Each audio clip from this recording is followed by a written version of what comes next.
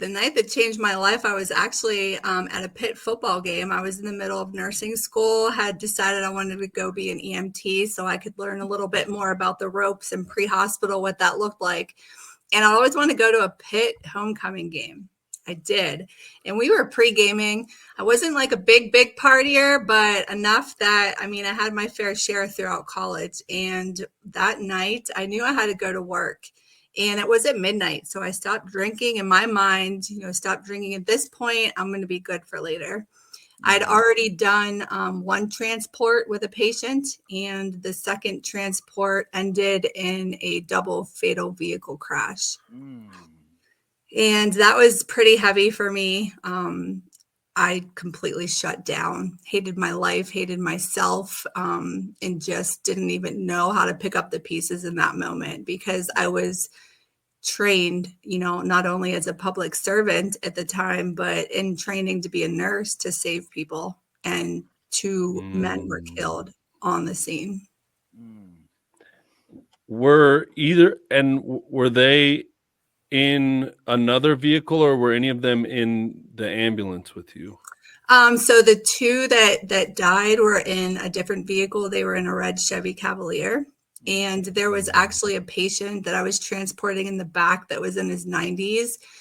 He passed a couple of days later, and it was ruled out that was not directly related to the accident. Had it been, it would have been 3 people that died because of my poor choice. I actually had my partner as well, who was a medic at the time. He still practices as a medic, was in the ambulance as well.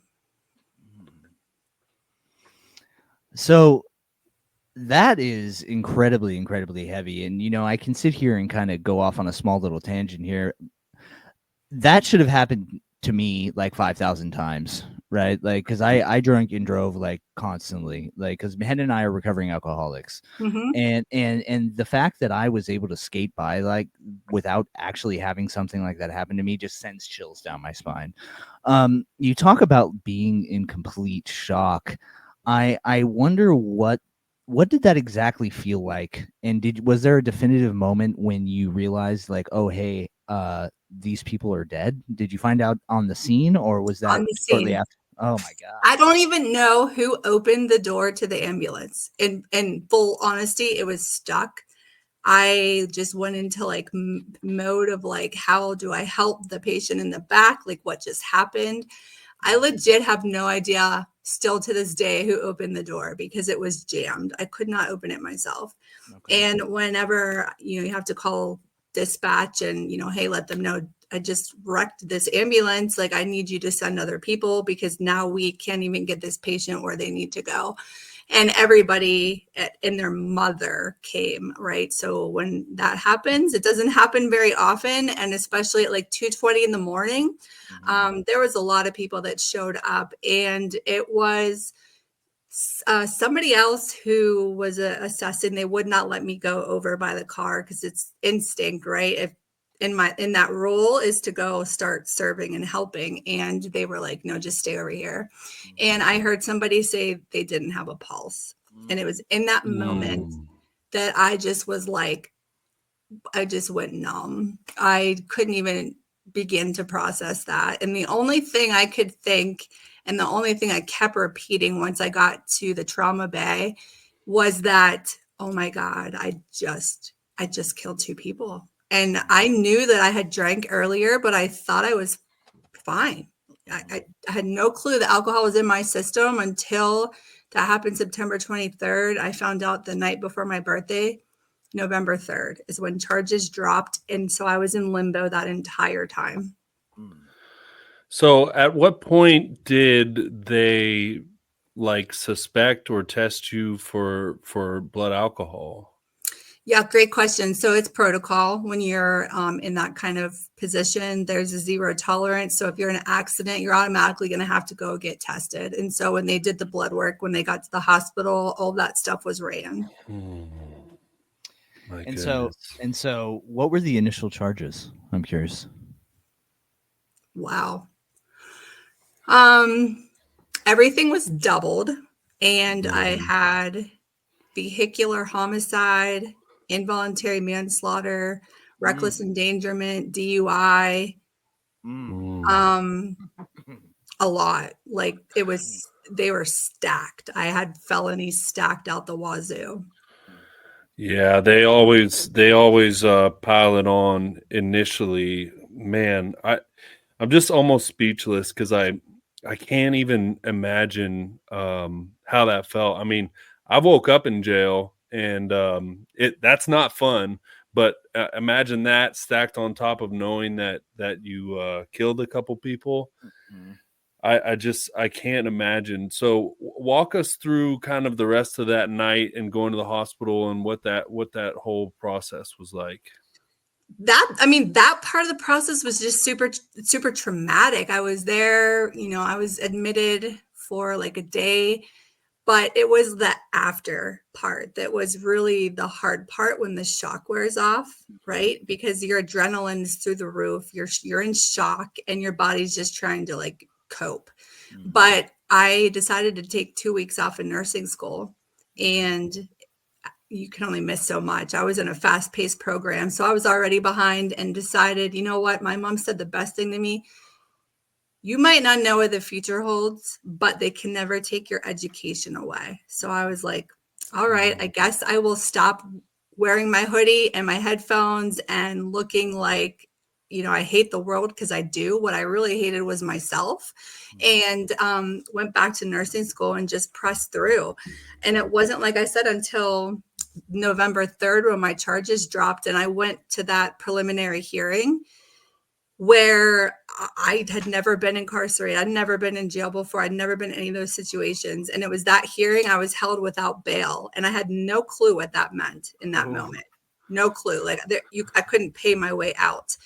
And like you said, you woke up, so what it's like to be in the cell. But I didn't even know that me not coming home was an option that day. So, long story short, about like 8 hours later, I was released on my own recognizance, which for anybody that doesn't know what that means, it means you don't pay a penny to leave jail. So I went from not being able to physically pay my way out to walking out. And that's because there was a separate hearing that was held. I wasn't a flight risk, like all these kind of things, but I had to check into pretrial services weekly. There was a lot that came with that. Don't get me wrong, but it wasn't easy at all. And a lot of therapy, a lot of EMDR. I say between EMDR and my spiritual belief is God, between those two things, there's no way I would have made it through. Yeah, it sounds like after the shock wore off, like all of a sudden reality sets in, right? I think we can all as humans like almost relate to that. I know like Henry mentions getting arrested, like kind of like the first time you get arrested, you're sitting there, you're almost in shock. You're like, hey, what's happening here? And then all of a sudden when you're sitting in a jail cell, you're like, oh shit, this is reality, right? Yeah. And so I imagine that the amount of anxiety and depression during that time frame while you're sitting there waiting in limbo was probably pretty insurmountable. For me, I sit here and I struggle with that. The thought of not knowing, hey, how long am I going away, especially looking at charges like that? I was looking at 32 years. Oh God. Oh. So since this is a recovery podcast, did we start drinking again or anything like that, or did you just stop right away? I'm just curious, because I probably stopped, drink away. But like full transparency, I was on Xanax at that point because I was in such like fight or flight, like PTSD, all those things. So it was like all you could do is just like try to cope. They just would throw stuff at you. And I'm like, what is going on? So at that point, it's almost like I'd never been on Xanax in my life. So I'm like, oh, Z-Bar, yes, please. Because like I cannot focus. I can't, like I would start to float. Like the panic from the anxiety, like you said, was just so bad.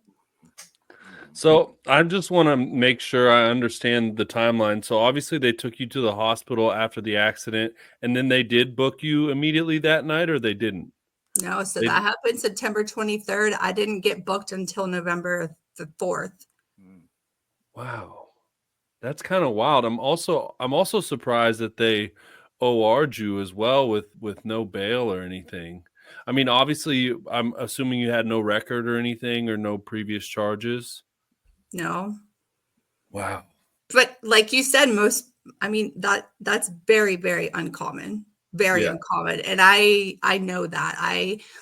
Like I said, I had a very good attorney, but I also believe beyond a shadow of a doubt, like that higher power was on my side that I just didn't see in that moment. Things were just so dark. There was no light at the end of the tunnel. It wasn't until afterwards when I really started to like unpack all that. I was like, you can't make it make sense other than that. Yeah.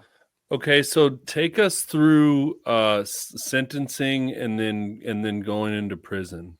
Now, for the audio listener, Shayna doesn't look like she belongs in prison. She doesn't look Not like at all. someone who would go to prison. She's not.